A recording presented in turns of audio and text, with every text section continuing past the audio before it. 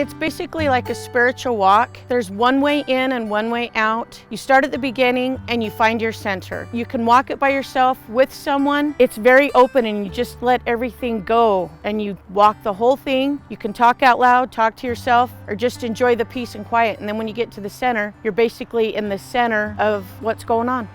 When I first moved back to Utah in 2004, I was going through some issues and I actually watched an episode of Touched by an Angel. And there was a labyrinth that they were walking on. And so I did a search for labyrinths in Utah. First one I found was the Jordan River one.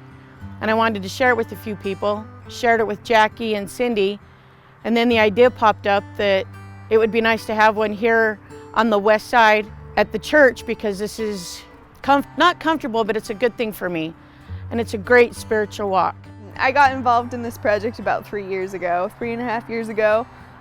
Liz, Jackie, and Cindy had talked about building the labyrinth here, and they knew that I had studied landscape architecture, so they asked if I wanted to be involved and help kind of be one of the leaders on the project and help orchestrate the design, the church involvement, and the construction of the labyrinth. So it took 4 years in the process, 4 weeks to get it all together, and 1 weekend a month to complete the process. It's a community thing. It's for everybody. Not any one person is exempt. You can drive by it from 2700 West and see that there's an open space, and hopefully people driving by will see what it is and want to come and take a look and maybe take a walk. It's beautiful. I'm really excited with how it ended up. You know, we had talked about so many different ways to design the labyrinth, and I think the bricks were a wonderful way to go, and I'm grateful that we had enough support so that we could buy these bricks.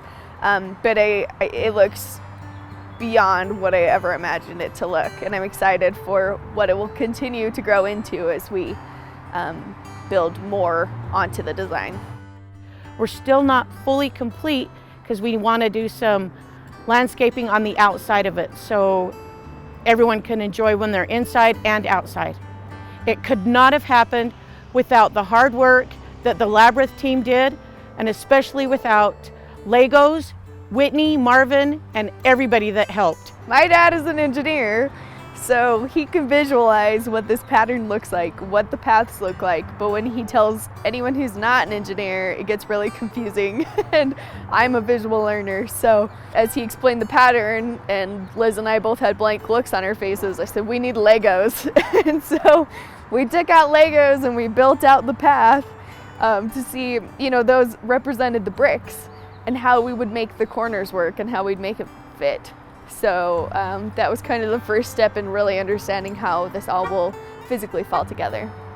I hope that for whatever purpose they come to the labyrinth for, they can use the labyrinth to help them find peace, just help their mind calm down throughout the walk, whether they use it for prayer or meditation or just to be mindful of the moment.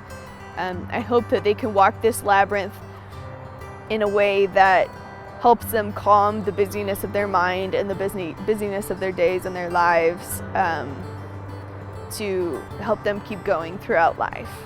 Just enjoy it, just to come and walk and hang out with friends or family or by yourself. Just to enjoy yourself and let go.